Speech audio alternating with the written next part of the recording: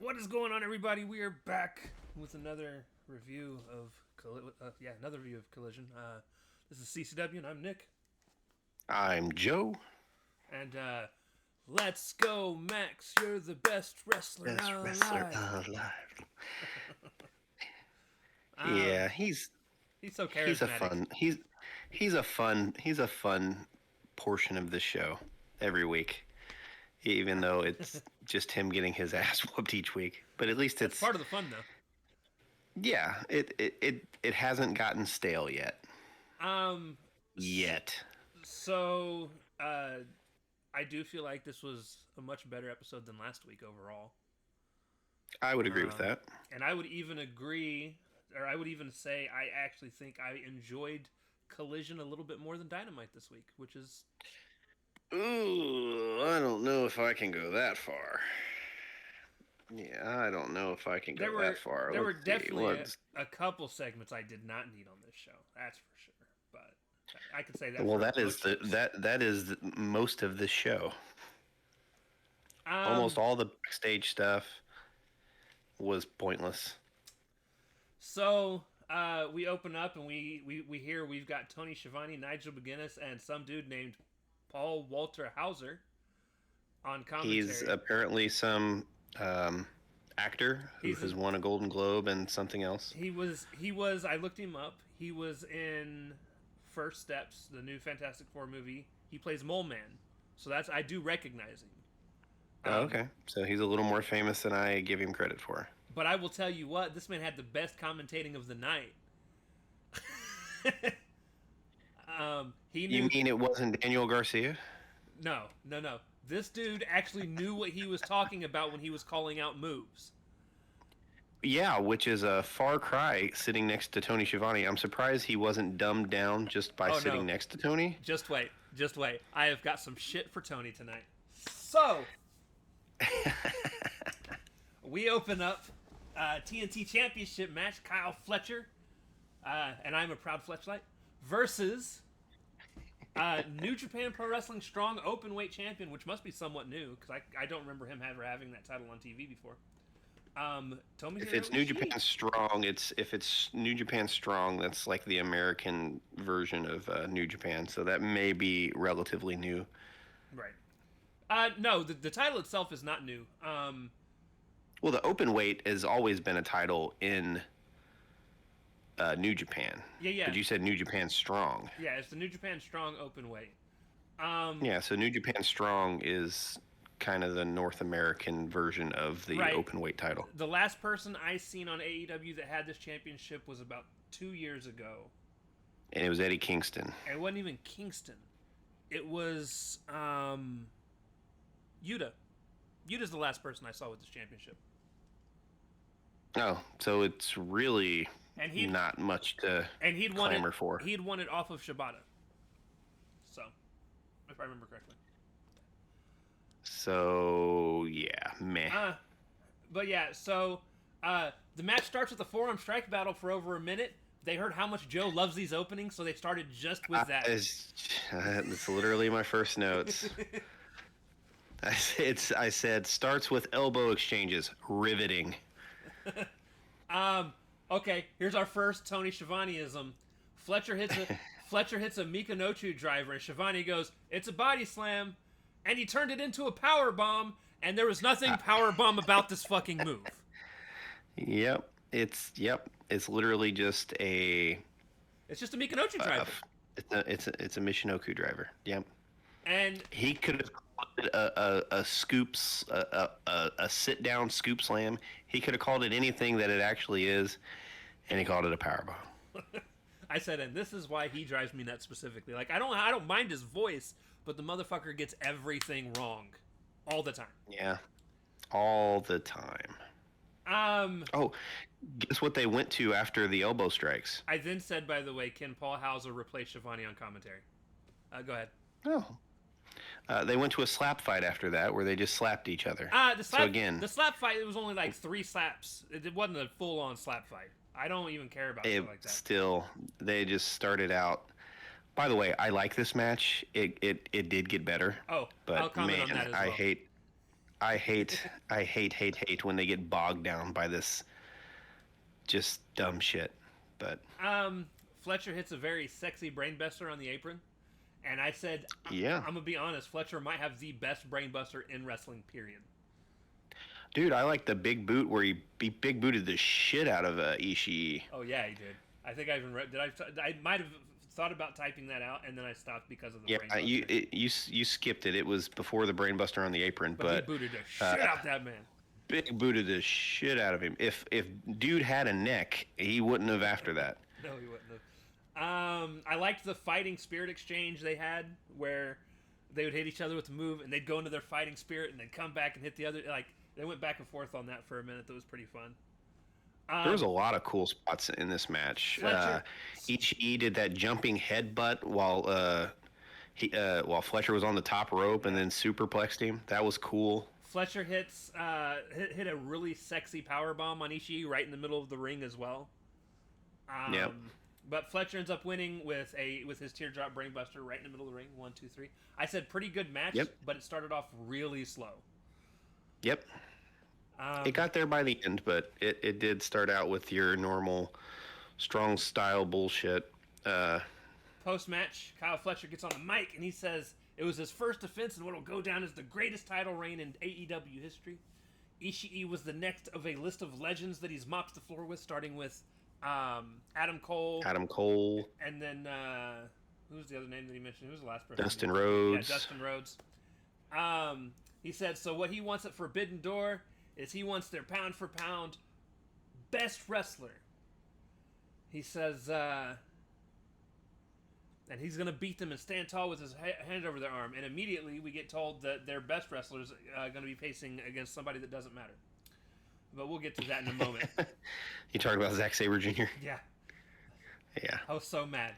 But we'll get there. So, backstage segment again. Don Callis is backstage saying he's glad that Kyle won and he will fulfill the destiny of Kyle Fletcher. Don said that he helped make NJPW popular. He said, send me someone for Kyle, and after he's done embarrassing them, he will choke them with the special tie that he gained from being over in New Japan. Yeah, so who do you think they're going to send over? Dude, I swear to God, if I have to watch Kyle Fletcher wrestle against Tanahashi. Your boy Tanahashi? Not my boy. No knees. Mr. No Knees. Dude can't walk. I don't listen. Like Ishii. To be fair, he is old. Ishii is still wrestling very well for being almost 50. Yeah, but he didn't have. Ishii's offense is totally on the ground. It is. Tanahashi's is not. Cannot move. Like, I watched him take like 10 minutes to get to the ring a few weeks ago. Because he moves so slowly and awkwardly on them knees, dude. Like, no, he's done. Yeah. He needs to never wrestle I don't think it's gonna be Tanahashi, but I just wanted to get under your skin a little bit. Yeah, you know what? Send fucking what's his name? Evil. Go ahead and send Evil over to wrestle. I don't want to see Evil. Listen, that's the only other name from New Japan that I know. Off the top of my head. Okay. I'm not a big Evil fan. I'm not a big Evil fan, but I'm not necessarily against him either. I don't think he's great. I don't like his style. Honestly, I don't know who they're gonna send. I don't either, because their pound for pound best wrestler is gonna get stuck wrestling nobody. And we'll get to that in a second as well. As a matter of fact, it'll be somebody if the right person wins. I'll tell you who I hope wins, because we're about to talk about it. Nigel is going to be in a 4-way to see who goes to wrestle Zack Sabre Jr. for the NJPW World title. And for a second, I forgot he was their world champion, so I had initially wrote the TV champion, because he was the New Japan TV champion for the longest. For a long time, yeah. Yeah, it's Hechicero versus Nigel versus Lee Moriarty versus Daniel Garcia. The only person, and let me tell you this. They call it, I said, I'm stoked for the idea of for something out of this, but I'll tell you what it is. I said the 4 people wrestling, none of them are currently world title material. I said it's Nigel McGuinness, Lee Moriarty, Daniel Garcia, and Hechicero. I said they're calling it the technical spectacle, which we hear that phrase way too many times before the night's over. I said none of them are what I'd classify as technical wrestlers, which is what pisses me off the most, because like it's a technical spectacle. And I'm like... Nigel's a technical wrestler. Daniel Garcia is a technical wrestler. When I think technical, I think of what you see Zack Sabre Jr. doing, what you see... he's overly technical. What you see the Jonathan best Gresham doing. God, I hate Jonathan Gresham. What you see Bret Hart used to do.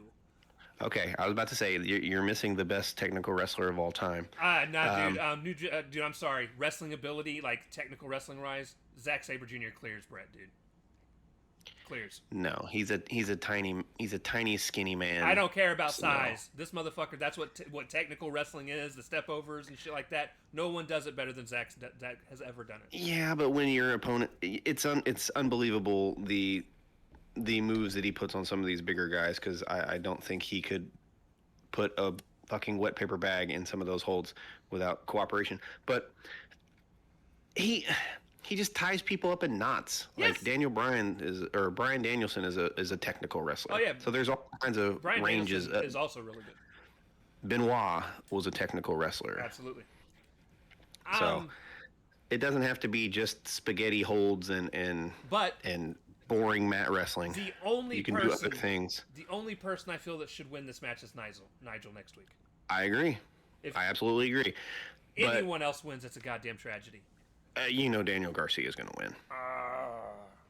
You just know it. You just know it. I want Nigel to have a match. They're going to shove him down. I do too. At Forbidden Door. I just have this weird feeling they are going to shove Daniel Garcia down our fucking throats again. I am picking Nigel to win because I think Tony's too smart for this. Yeah, I put pulling for Nigel in my notes. So here's hoping. And I don't even dislike Daniel. I just don't think him versus Zack Sabre Jr. is interesting right now. I don't think any of them, other than Nigel versus Zack Sabre Jr., is interesting. Right. Hechicero, meh. Daniel Garcia, meh. Lee Moriarty, stay on ROH. Super meh. The only thing, yeah, like a wet blanket. The only thing that makes sense is Nigel here. Yeah. Which is why I think Daniel Garcia will win. So earlier today, Ricochet and Goa are beating up some people backstage. Random people, helpers, people that, probably work in catering. Yeah, I hated this segment. Ricochet's mad that they aren't respected. He's going to get what they want or they're going to take it. And then we get Goa's dumbass finisher on a bar backstage. I said it's certainly a segment. Yeah. And then my next sentence is... indeed. My next sentence is, why is Nick Wayne on my TV again? My notes for this is, why are we doing this every week? Move on. And it's your normal exact same... It's the same fucking promo every week. I said, why is Skinny EC3? Oh. Bothering The bad me. thing is I can kind of see it. And yeah, I can... So here's the thing. Nick Wayne as a wrestler is talented. Sure. You want to talk, like, you sit here and talk about, it's unbelievable to see the things that Zack Sabre does. The only person I think I feel like that on AEW wrestling, period, is Nick Wayne. Is Nick Wayne? Yeah. Because he's a 155-pound 20-year-old? What is he, 20? 19, 20? I think he's 19.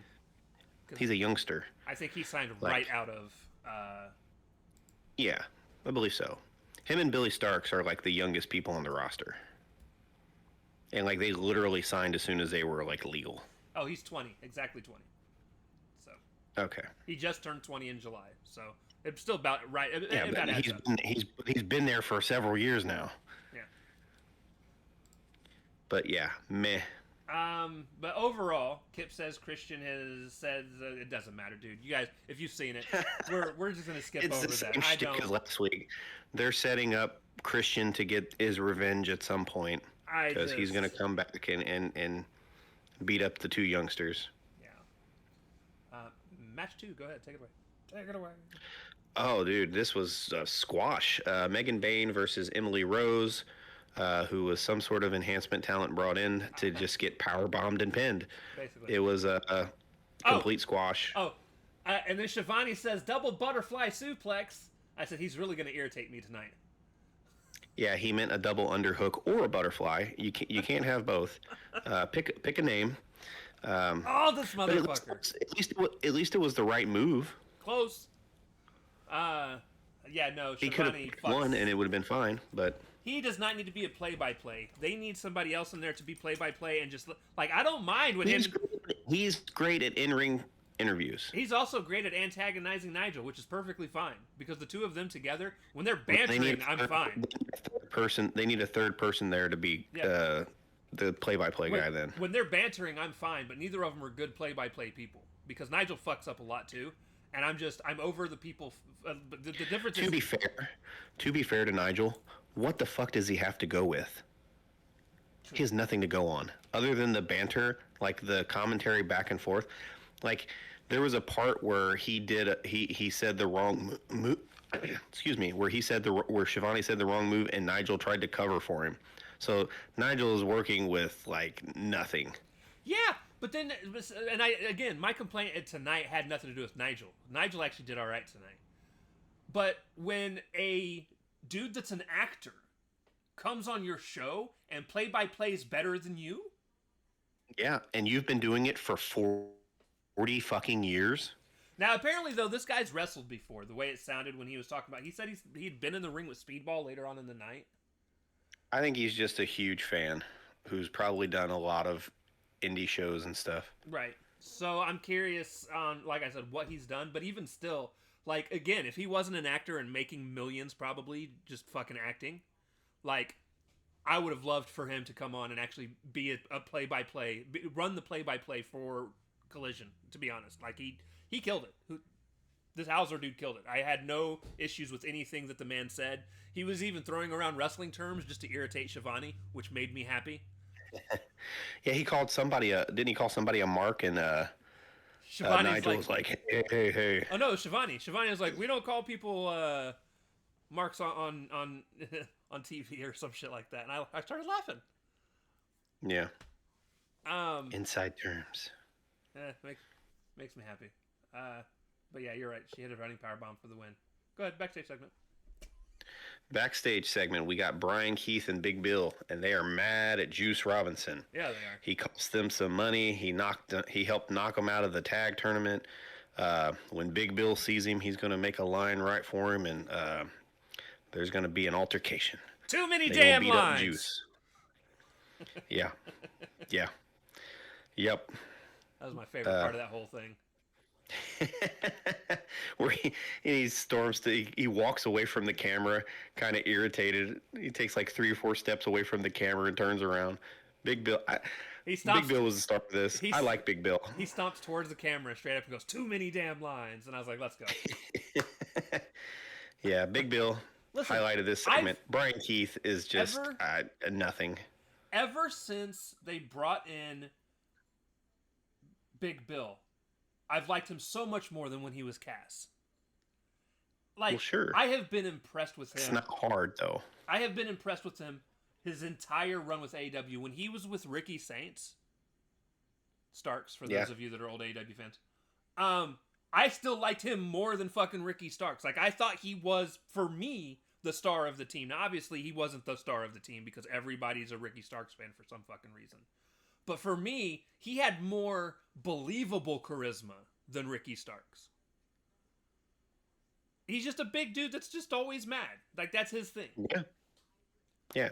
And now that he's doing more talking, he gets to display a little more personality. Because when he was with Enzo, when he was Enzo and Cash, Enzo was the mouthpiece there. And he was just a big bully. He's not currently with Chris Jericho anymore.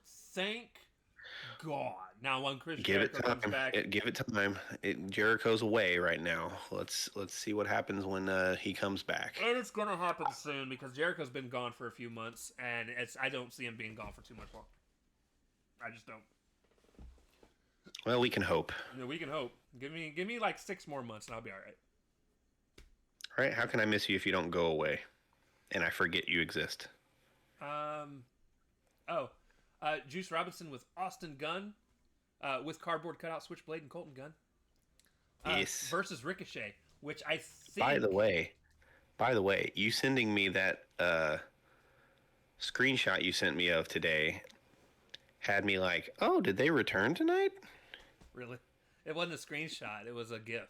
Or, well, yeah, you sent me the And GIF, and I'm like, it was from like I'm not a smart year enough ago. to actually look at things before I go into the show. So I'm like, oh, maybe I'll get to see Switchblade.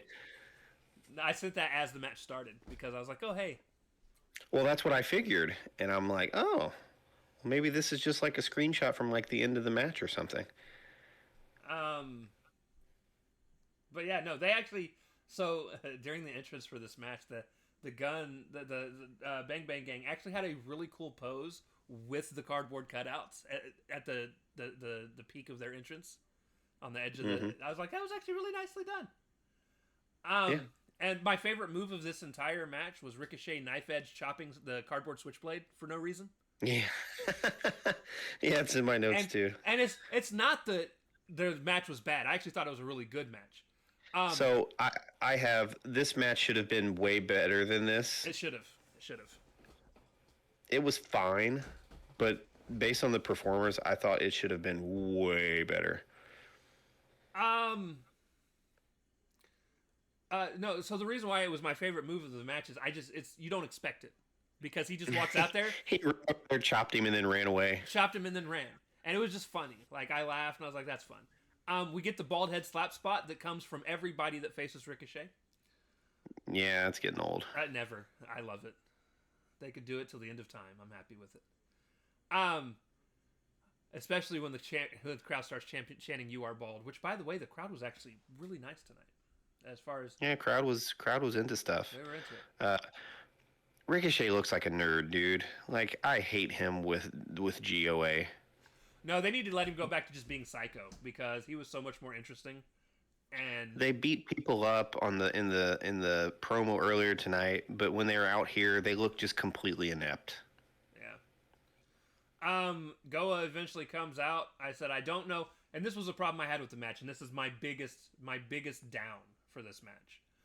So, Gates of Agony come out, and the ref is worrying about what Austin Gunn is doing, approaching the guy on the outside of the ring when one of them came down the ramp, right. And Austin Gunn goes to meet him, and the referee is distracted, like, "Hey, don't you guys get into it?" Blah blah blah blah blah. And it's like that doesn't matter. Side of the ring, the guy come in and allowed Ricochet to get the upper hand. And what goes on the outside of the ring doesn't matter to what's going on in the match. The ref needs to worry about what's going on in the match. That's why I had a problem with this spot. Like, yeah. The refs were number one, AEW's refs always look bad. Unless they're Aubrey. But Aubrey's the only one I feel like that actually looks decent regularly. One of them later in the night just misses a flat fucking guy holding the ropes during a pin right in front of him. Yeah. So their refereeing. And then there was the women's match when the heels were in group beating. Where they didn't even. He just like, okay, the heels get to triple team people, but the baby faces, you better stay on the apron. Yeah, he was over there holding the baby faces back while the heels were beating up the other woman, and I'm like, what the fuck is going on? Staring at them. While just staring at them doing it. Yeah, it's bad, man. Just so Bush League. Like, I get that a lot of them came from the indies, but goddamn, can somebody smarten these fuckers up? So, eventually, Big Bill comes in the ring and boosts Juice while there's a distraction outside. Off another GOA distraction. Which Austin got sent over the table, which was fun, and he got flung into Nigel. And thankfully Nigel was back far enough that he kind of just fell in front of him. But yeah, he got tossed towards Nigel for sure. Ricochet hits a spirit gun on Juice, gets the 1, 2, 3. So yeah, it was a fine match. Juice was in control most of it. Ricochet only got like the upper hand off of distraction spots and stuff. It makes Ricochet look like a geek. I hate it. It furthers the Big Bill Bang Bang Gang thing, which I guess is fine because I like Big Bill, but this is going nowhere fast. Can't wait for Brian Keith to disappear. Sorry. Boy, what a useless hire that was. To be fair, his part of the promo tonight wasn't bad. No, he's just But he just looks stupid. That's my problem. yeah. He looks stupid. Aesthetically, he's not that great in the ring. It's just eh. We get an Athena by the numbers vignette, and what I don't think was needed. It's fine. I'm never going to be mad about seeing more Athena, but it was just unnecessary. I've never been a big by the numbers person, unless It was a time filler. you want to do a by the numbers thing. It makes sense for before a Royal Rumble pay-per-view or before a big time event like WrestleMania. And I'm sure eventually you could do by the numbers for All In or whatever. But right now, just for a standard thing. Now it was cool to see that Athena's gonna fuck around and have the ROH title longer than Reigns had the fucking world. Yeah, she's already the longest by a lot the longest reigning ROH champion all time ever. She's at what was it, 600 something days? I thought it was like 900 and something days. It might be 900 something days. It's been a long time. Yeah, it's been like 3 years. We get a backstage segment. Matt Caster, and I said I called it. He was like, "Yeah, you lasted." I called it last time when he did this. I said when he lost to, or he didn't lose to Roosh. Roosh just outlasted the time. And he says, "Yeah." But he's like, Roosh, you lasted the 5 minutes, but you couldn't beat me because I'm the best. And then he exercises and does his chant backstage. I don't think that part was needed. Honestly, here's my problem. I don't even think clapping push-ups. I don't even think this segment was needed, and the reason why is he turns around and does the exact same thing again later. Right before the main event. Yep. So yeah, we didn't need a backstage segment from him. The only thing he didn't do was the push-ups when he was out in the ring, but everything else, he even repeats everything he said about Roosh. It's so stupid. Yeah, it was complete and utter filler. Didn't need to be there. Trios match. I'll let you take Speaking of didn't need to be there. Don't worry, I will let him take the next 2 matches because point. This is go ahead. Oh, you're gonna let me take the next 2? Oh, yeah, you generous man, you generous person. One of the matches was actually pretty okay. This one was not. So, I like FTR, so I didn't find this to be bad. I just found it to be pointless. So it was FTR and Stoke in a trios match against Zuko, Keys, and Fuller, who are enhancement talent. That's the nicest way I can say jobber. I put creator wrestlers. There you go. Long story short, FTR was never in any kind of trouble. The baby faces did get a hot tag, and the guy who got the hot tag had nobody fed to him, so he was just standing there because the FTR was playing possum. He turned around to look at his corner like, why ain't nobody feeding me? And he turned around and got shatter machined. After the shatter machine, they tagged in Big Stoke. They did a stuffed pile driver for the win, and that's really the entire match. I thought it was funny that about halfway through the match, the crowd was chanting, "We want Stoke." Yep. Stoke got in there, Stoke got in there a couple times. He chopped a guy and punched a guy a couple times until the guy started to kind of fight back, and then he ran to his corner and tagged out. But it served its purpose. It's kind of just promoting the match for Dynamite. Yep.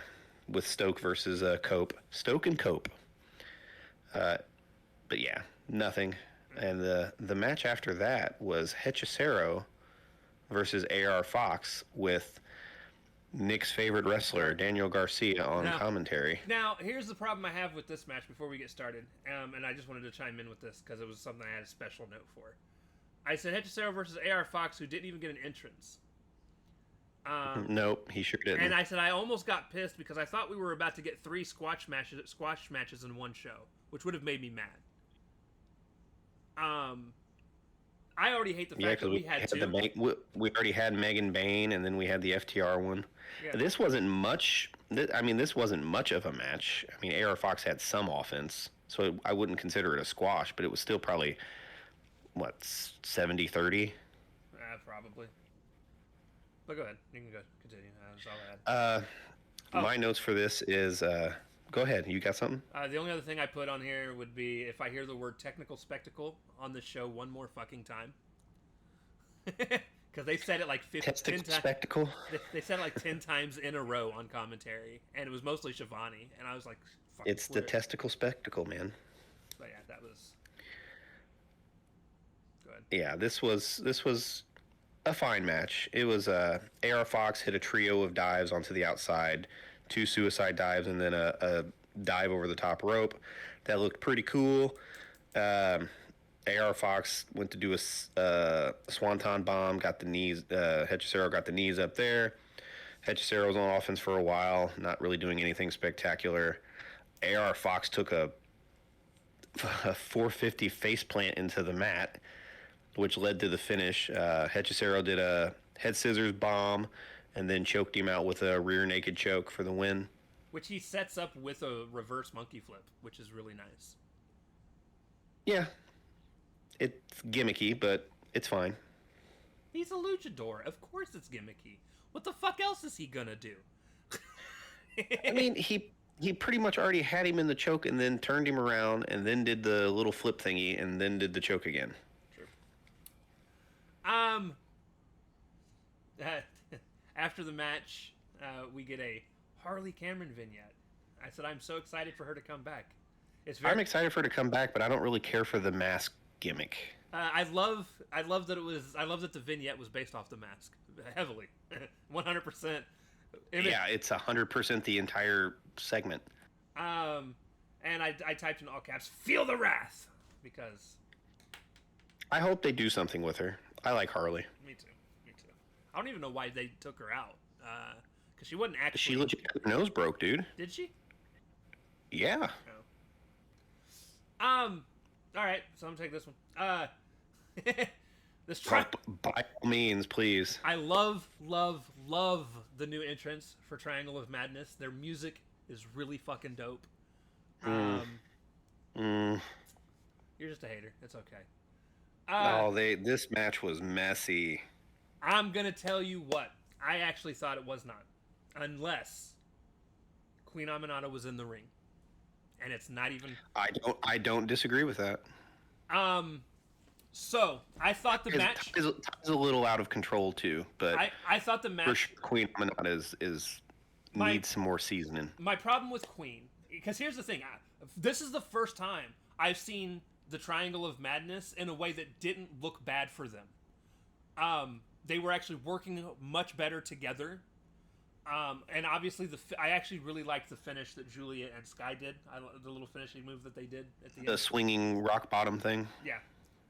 Yeah, I liked it too. That's one of my favorite parts of the match. My problem with Queen Aminata, and it's a problem that I'm starting to notice with her specifically, and it's not with just when she wrestles against someone from the Triangle of Madness, which obviously most of her wrestling lately has been against Tekla. I'm just glad Sky Blue's okay. Yes. Queen Aminata specifically, she's talented when she's on offense. Like, the moves that she does are fine, but she misses spots so often when she's supposed to take a move. She's clumsy, dude. She's very tall. She's a very tall woman by the looks of it, or she's at least gangly. Or she's got very long limbs, and she just cannot get to places. No, and she wants to try so hard to not look weak because she wants to be pushed forward that she's making the people she's up against look bad. Yeah, well, it just makes them all look bad. And she needs to slow down, get to the places where she's supposed to be for the moves that she's supposed to take. Because obviously Willow didn't do anything wrong in this match. Willow's Willow. As a matter of fact, Willow hit a pounce that, while I'm pretty sure I saw coming, whoever did the camera did a really good job of keeping her out of frame until it happened. I thought because Tekla took the pounce, I thought she was about to hit the back of her neck on the bottom rope. But no. What took me out of this match was the fucking refereeing. Yeah, the ref is, again, it might even be the same ref from earlier. I don't know. I try very hard not to pay attention who's reffing their matches because if I see the zombie one, it irritates me. This guy's probably this is the guy that's got the weird chili bowl like haircut. Yeah. And he's awful. He may as well be the spawn of the zombie referee. This was the match we were telling you guys earlier, where the ref is keeping the face tag team members out from being able to get in the ring while Julia Watching the heels just triple team people. Well, they triple teamed Tay. It was Ty Mello that was in the ring at the time. So she's getting her ass beat, and the two stronger people are being held out by the ref. It was so... I was so annoyed. And yeah, when there's no logic to the match, it throws me off. And when the refs are that blatantly... Yeah, it irks me, and it just took me completely out of this. Yeah, it's sloppy. So then, after that match, the Callis family, we get a little Callis family Skyflight vignette that does not matter. Backstage segment, FTR and Big Stoke. Stoke is stroking his ego, and he says he's gonna at least cure one of his problem. He's gonna make Cope his hoe. I thought that was. He's gonna make Cope his hoe. And then Dax goes on to say, "Forget my ugly wife and brat kid. The only thing I care about is the AEW." I popped for that. That was funny. Is the AEW Tag Championship. I said, "LMAO, he's such a great heel." Yeah, I popped for that. I'm like, yeah, silly brat kid. And then I'll let you take the next couple. The next couple is the entire show. No, because we got I guess the next one, and then we can talk about the last All right, match. I'll take the next one easily. Very, very nice. Very nice.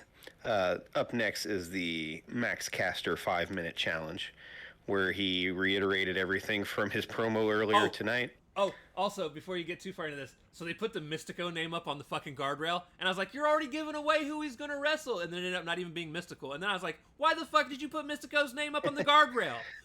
Yeah, I didn't even catch that. Yeah, go ahead.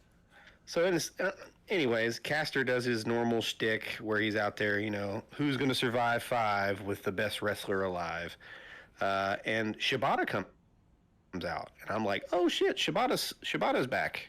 Shibata's been gone since the pay-per-view, ain't it? Because none of that team's really been seen since Joe got, quote-unquote, hurt. Joe got hurt, and I think we saw Shibata show up on TV, but I don't think he wrestled. Okay. So Shibata's out to do the challenge. I was hoping it was going to... Listen, if it was anybody from the stable, though, besides Joe, because we know Joe's out working, I would have loved to see Hobbs come in and whoop his ass, dude. But we're going to... Well, Hobbs has already done it. Hobbs has already done the 5-minute he did, challenge. didn't he? Yeah. I forgot about that. You're right. Because they kind of did a vignette before the thing, or maybe it was later during his promo with some of the people who've done it, and Hobbs was definitely one of them. You're right. Go ahead. But this was nothing. Shibata ends up getting him in a sleeper and getting him to where he's about to pass out. He relinquishes the sleeper to put him on his ass to do the PK for the win. After that, Shibata picks him up and is kind of like holding his hand up, and Max is kind of celebrating like he won the match. And then the next thing you know, LFI comes out and just starts beating some ass. So, funny enough, the very first sentence I put after I put Max Caster versus Shibata is, I feel like Shibata's going to get jumped by Roosh and crew. And the only reason I know this is I actually, so Roosh is a Twitter fucking fiend apparently. I see him posting all the time, and one of the things that he wants to do is have LFI, if possible, win the trios titles. And there's only one team that they can face for that. And right, and that would be Shibata's team. Shibata happens to be a part of that team, so my guess is Joe's probably going to be back sometime in the next couple weeks. Probably on Dynamite, because there's only 2. Well, it could be Collision next week. Well, we got 2 shows before the pay-per-view? 4 shows technically. Because it's 2 Dynamites, 2 Collisions. 2 Collisions and 2 Dynamites. So we got 2 weeks to be 2 weeks away. 2 weeks worth of shows. So my guess is Joe's going to come back here soon in the next week and a half. Yeah, because he was probably out doing press for Twisted Metal Season 2. Right. And I'm sure we'll get the trios match probably as a pre-show match for Forbidden Door. Probably. I would like depending on what the rest of the card shapes up. I hope it's a main card. Honestly, I kind of hope the New Japan World match is a pre-show card, but that's a whole nother fucking story. Yeah, I doubt that. That's kind of. But LFI attacks both Caster and Shibata, and then Jet Speed runs down with the save with a. Would they have a hockey stick and a board or something? Yeah, it was. I don't know. I recognize the hockey with stick. weapons to the save. I don't know what the fuck Speedball was carrying. Yeah, it was like some board or something.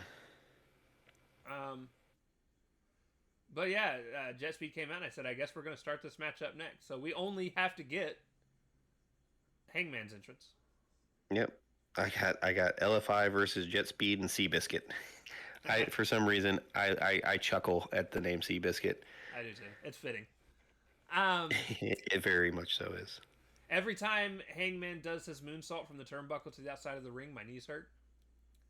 Yeah, his knees hurt too because he's got kind of knee issues. I figured I mean, this goes back to when he was in Ring of Honor. Like, you didn't watch like being the Elite, but they would talk about it on there. Like, that shit takes a toll. That's why Charlotte doesn't do it very much anymore because she's had knee problems. Like, tone that shit down, bro. You don't need to pull that out for the big matches. Not every single match you're in. This is also when I find out that they are in Hangman's hometown. Well, they're down the street from Hangman's hometown. He's from Virginia, but not quite that city. Speedball actually had the nicest sounding chop of the night on Dralistico's chest. I don't know if it's how he cupped his fucking hand or what, but that motherfucker echoed. Yeah, they were close. They were close enough to the microphone. Kevin Knight specifically looked really good in this match. Which is a shocker. Not for me. Not that he's bad. He's not bad. I don't want to make it sound like I don't like Kevin Knight. I'm very indifferent on him. I think Kevin Knight has what it takes to be a legit star down the line in AEW. Obviously not right now. Can he convince his friend to put some fucking shoes on? That's never gonna happen. So I can take them serious. And then I put at one point Speedball runs up the turnbuckle and then moonsaults from the inside turnbuckle to the outside of the ring, which I thought was pretty dope. And then Kevin Knight, towards the end. That was nice. Kevin Knight runs up the other turnbuckle and jumps and does like a froggy crossbody. Yeah, crossbody is another guy, and then Adam Page hits the buckshot on Dralistico for the win. Yeah, so that's what set up the finish because Hangman was set up to do it, to do the buckshot and got stopped by Roosh, and then he fought Roosh off, and then that's when Speedball hit the moonsault and Knight hit the other thing on Beast Morto and Roosh on the outside, allowing Hangman to hit the buckshot for the win on Dralistico. I just sent you the picture of Hangman's goofy ass fucking look for our thumbnail that I used. Right before he hits the buckshot. That is a choice. Great times. Nice. He looks unhinged. Yeah, he does. Obviously, people that have clicked in it have already seen it, but yeah, no. Nice. I snipped the picture trying to get him when he was looking serious, but the timing, timing was just a smidge off because he went straight from serious to because you can see his hands tense up where he's about to do the flip. Oh yeah, he's about to do the springboard. So he dropped his mouth, his eyes got all wide, and that's the picture I got, and I was like, I'm not even going to change it. We're going to run with it. Good enough. So that's how the show ended. Again, obviously there was probably about 45 minutes of the show we could have done without. I feel like that's every wrestling show though. There's filler. So like normally, like if I was scaling these things on a scale of 1 to 5, normally collisions are like 1.5 to 2 stars, right? Right. This was a middle of the road 3-star, so it's slightly up over a normal collision show. Overall, not bad. It was a watchable episode of wrestling, enjoyable, but nothing crazy. So my problem specifically with this night, in general, and this is a problem I have with AEW. For those of you that think I don't have problems with AEW, one of my problems I actually have with AEW is I feel they do too many squash matches. Especially on Collision. Yeah, I disagree. A Collision, yes, but everything else they book is 50-50 no matter what, and that drives me crazy too. But see, there's a difference, right? The 50-50 booking is with wrestlers on the roster. I'm tired of seeing enhancement talent. AR Fox should not be in a 50-50 match against Jon Moxley. Unless they're trying to build up AR Fox. Because they like AR.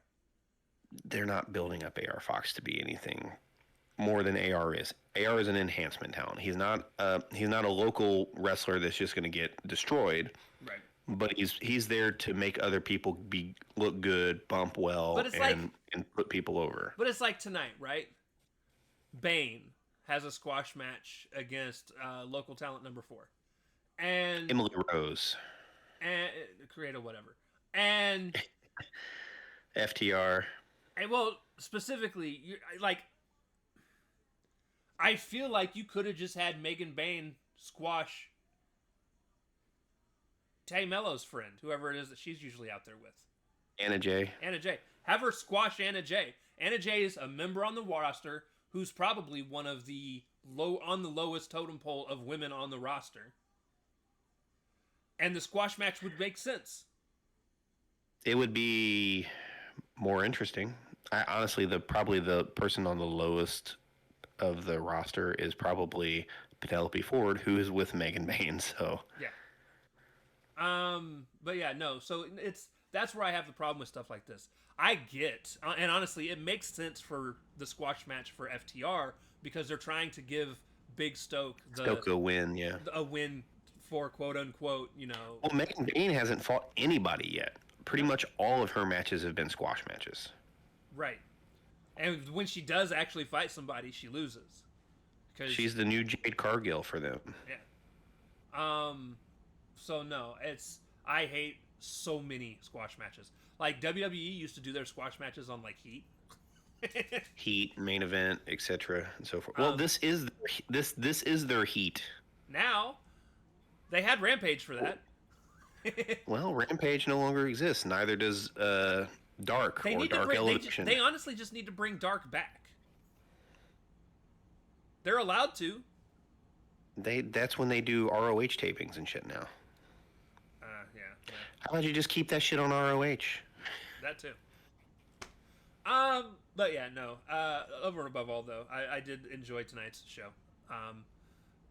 Petty differences aside. Yeah, it was a tick up from the normal collision that we've been dealing with. It was better than SmackDown yesterday. P.S. Go listen to the SmackDown review from yesterday. Yeah. It's up as of about an hour. Well, probably 2 hours ago now. Yeah. I didn't even go straight to bed last night. I played a little bit of Call of Duty with my Call of Duty group, and then ate and went to bed. And then I was going to do it as soon as I woke up, but I woke up with just enough time for us to walk out the door because there was it was called a paranormal festival at the Hannah House. Yeah. Because it's actually what it is. It's like a fundraiser that the Hannah House was doing where they have vendors come in, and the vendors paid like $30 per tent that was set up in the yard. Yeah. And it was just a bunch of people selling all of your goofy, witchy little items that, pretty rocks and tarot cards and shit like that. Sure. But it was fun. I mean, I go to the Irvington Halloween Festival, probably a bunch of the same vendors. It very well could be. So yeah, we went there. It was a fun time. We got to take a tour of the Hannah House, which I've been inside before, but it was fun for my fiance and kids my daughter and her boyfriend. The four of us went in together, and like I said, it was pretty fun. I got some information. Nice. I might do some volunteering for a haunted house this Halloween. Nice. So that'll be fun. Yeah, I went to the fair. I woke up and got a haircut and went to the fair. Did you get shot at today? I did not. Nice. Was there shots fired? I mean, I wouldn't be surprised. Possibly. We did have shots fired sometime within the last couple weeks there. When I noticed, I think this is the final week it's open. No, it's open all next week as well. Is it? Did it just start this week? Yep. Because I thought you're asking the wrong person, brother. I thought it was only 2 weeks. Anyways, no. Last year we had somebody shot at the Indiana State Fair, and I had already heard that somebody was shot this year as well. Our state fair is going to shit. You walk through metal detectors. Not that necessarily means anything. Yeah, I don't know. It's stupid. But yeah, as soon as I got back, I watched something with Kat while I ate because I was feeling like shit. I don't know what it was. Probably the fact that I hadn't eaten. But I ate, watched something with Kat, and then finally was getting ready to sit down to start watching wrestling. I was like, I should probably start working on this wrestling stuff. So it's up. And Nice. Yeah. But that's all I got. You got anything else? That's all I got, guys. I don't even have anything to rant. We've already ranted. So. We've done a lot of that this week. Yeah, we have. Listen, wrestling isn't in a bad state, but it's not in a great state right now either. So No, it's not like what was it, like beginning of last year when people were like falling over themselves about it. Yeah. I don't know. Like I said, when the draft happens for WWE, they really need. They need to shake it up. They need to shake it up, and they really need to shake it up. Like, really shake it up, especially the tag team division. And the women's tag team and women's specifically. Yeah. Honestly, everything needs it really bad. SmackDown's hurting bad. Well, SmackDown's got all the tag teams, but nothing really else. There's nobody for Cody to face other than Drew now, because he's already done Cena, and there's nobody after that really, because everybody else is on Raw. Yeah. But they'll get there. Yes, they will. All right, guys, that is going to do it. We love y'all. We'll see you next time. Peace. Later.